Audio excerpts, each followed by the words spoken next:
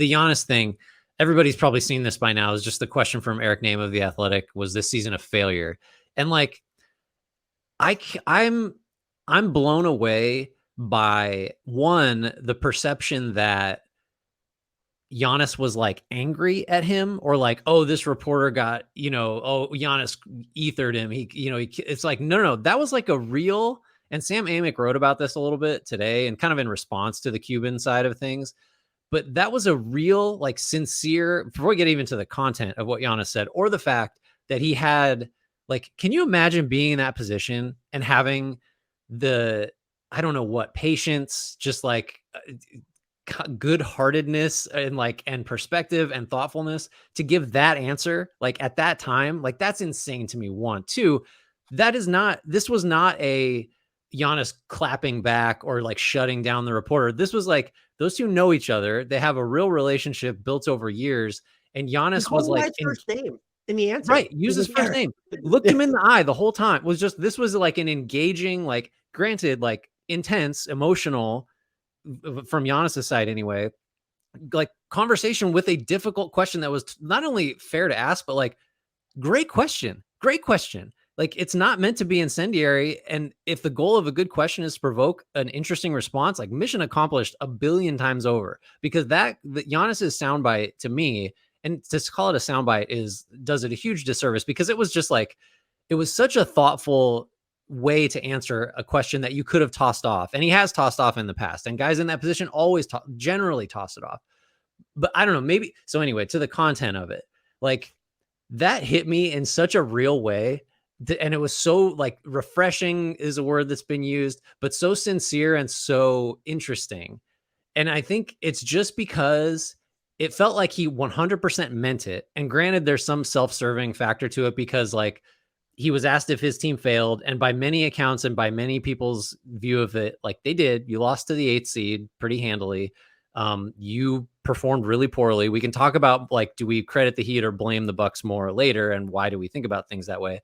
But I just thought the idea of no, like, the success is in the work, basically, was like, if you really had to distill it down, was like, it just hit me in like a real place. Cause you know what? Like, we're all just out here trying. Like, we're all doing our best. And if you're focused on the result, you're missing the value of the process. And like, their whole time on this planet is all just about the process. Like, how are you handling what you're tasked with doing, like, right now, from moment to moment? And to have him put that kind of perspective on it in a position where nobody does that was just like, yeah, man, preach. Just please put this like on a plaque somewhere and go tell your kids, like, this is how sports is supposed to make you think. This is how you should approach life. Like, it just perfectly, and maybe you disagree. And I respect people that are like, no, this is a results oriented business. The point is to win, and you didn't win, therefore failure. The way that it resonated with me was like, that's the way we ought to be thinking about, not just a 1-8 upset, not just, the fact that 29 teams don't win the championship every year. They don't all fail, but just like the whole way we go about like our day-to-day life and our year-to-year, like, how do we measure success? I just, like, it was perfect. It rang 100% true to me.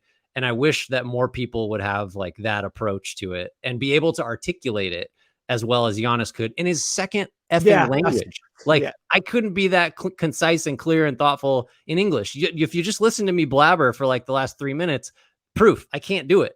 Just amazing by him. I loved it. Favorite part of the playoffs. Sorry, Jimmy Butler. I agree with everything you said, with the caveat that I also think Giannis was wrong, because it's fine to view it that way, but this wasn't Eric Name asking the question after you had just lost in the finals. You were the title favorite. And yes, sure, Giannis had the back injury that cost him 2+ games. It's clear he wasn't right afterwards. Maybe you can take issue with how succinct the question was phrased. But again, they have a working relationship. Giannis knows what Eric is referring to. In sports, it's very different than in these jobs that you and I. What is our end game by doing the jobs that we have? Basically, put food on the table, keep a roof over our heads. And Giannis has faced very real adversity. This is not like diminishing that at all. In sports, there's more of a tangible end game. In the positions that we're in, it's more like, it's not, the word's not even abstract. There's not necessarily clear paths forward. There's not a clear next thing. Winning the title in the NBA as a professional basketball player, like that is the ultimate goal. Now, there are only a handful of teams that are capable of winning it each year. The Bucks were one of them. And I think they're also reaching an inflection point. And I think this gets into, we want to talk about the actual Clippers and Bucks off seasons a little bit. They are reaching an inflection point because Brook Lopez is a free agent. Chris Middleton has a player option. They are going to be hamstrung by these new CBA rules. I would imagine that they would be far enough above the apron to where they won't have their mini MLE. They won't be able to make trades as easily. They don't have a ton of draft picks. So I think it was absolutely a fair question. And to say, no, do you think that if you don't want to use the word failure, is the season disappointing? Is the end to your season? Not is the season, maybe is the entire season a failure? You know what? No, you finished with the best record in the league. We want the regular season to matter. Was your postseason a failure? Part of your charm, part of your appeal was that you were supposed to be able to navigate either a limited Giannis or just beat this Heat team with how they played in the regular season without him. Now, Miami went supernova like from the perimeter, which is just not something they were doing from three during the regular season. Duncan Robinson comes in, makes an impact. They're starting Kevin Love and shit.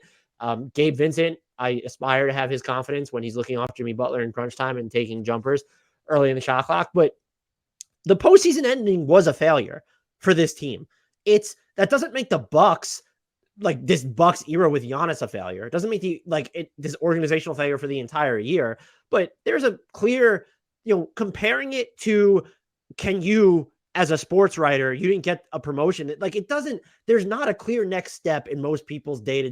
There's not as much upward mobility or defined goals. And so I thought he was entitled to feel how he feels. Like you said, I thought it was incredibly well articulated and argued. And I don't necessarily think he missed the mark so much as I do not totally agree with him. Yeah, that's a good point. I hadn't thought of it that way, because just on its face, if we're critiquing like the argument, he does sort of make like a false equivalency, or just at least a poor comparison, because it isn't like there's a championship for beat writers, and if you don't get it and that's what you're going for, and you maybe should have gotten it, or among the favorites and you fell way short of it, that's not like that's not a true one-to-one thing. I just think that if you look at it from the perspective, so point taken, I think that's a fair way to parse it. And maybe my issue with it is, like, if the question had been, well, you wouldn't even ask this. Like, was this season a disappointment? Like, of course, like he doesn't give that answer. If the question is, was it a disappointment? Because he's, one, visibly disappointed, and two, all of the other factors that you've mentioned and we've talked about, like 1 versus 8, the way they went out, the way the Bucks just failed, and there I said it, just came up short in so many instances, like tactically, Giannis's free throws, all this other stuff. But I wonder if what you're measuring is, did you meet the potential that many people thought you had?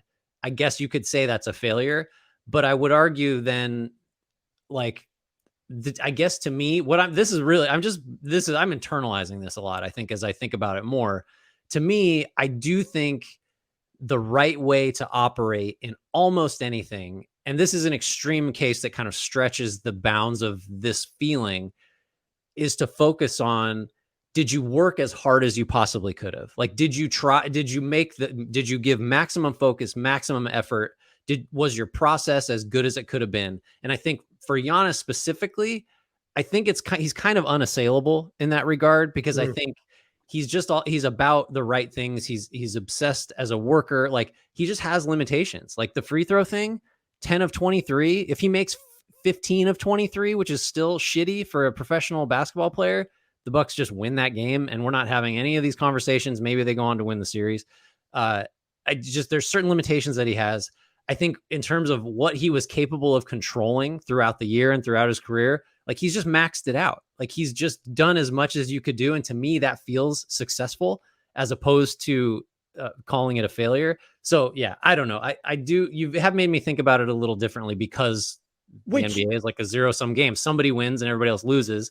Only one person succeeds, or one team succeeds technically. But again, I'm beating the same drum. I love the framing of it that way. It resonates with me in like a real way. There's an authenticity to this discussion that we can't have about what Stephen A said about Kawhi. Right. And that's what the difference here is. Mm-hmm. And you know what?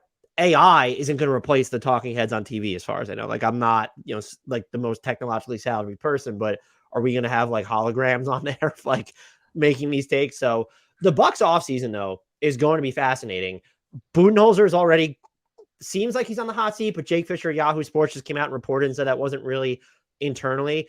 Look, the Bucks made mistakes, and I don't really mind that end of regulation, no timeout. Like, look at how like much time was left. Like, I don't know what you were gonna do there. It's more the fact that I got a problem with that one. well, there are real issues to be taken. I don't want to belabor like what already happened, but like I don't know that who is available. Like, are you that like you want Nick Nurse with this roster? I don't think firing Budenholzer is the answer. I think that's the move. And I'm not defending Budenholzer so as it feels like it would be more lateral if you're not going to figure out a way to make changes to the roster. And so do you go that route? And I just, I honestly, I wouldn't at this point, just because I don't know what who the candidates are that they would want to replace him. And I think the other thing here is just there's material flaws with this roster that I don't think were highlighted enough. It's just they have all these different wings. Jay Crowder maybe should have played more, but it's like it's Jay Crowder. It's age 88 Joe Ingles.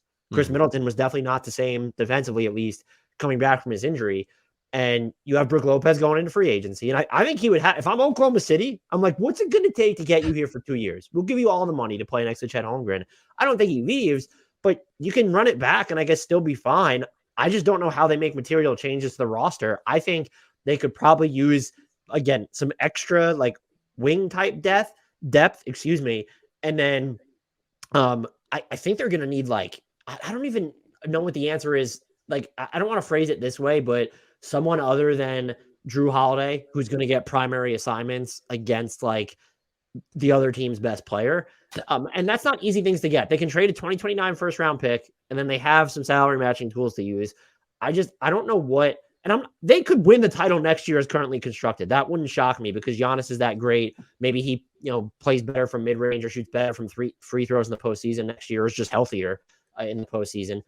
But I just don't know what the path forward is for this team, given the circumstances under which they lost, and then now the strictures in which they're working inside this new CBA. Yeah, I think a couple things. The idea of firing Budenholzer simultaneously feels like the easy answer, and the wrong answer, and that's just because, as you alluded to, there aren't good options. It's fix the roster or change the coach, and neither of those.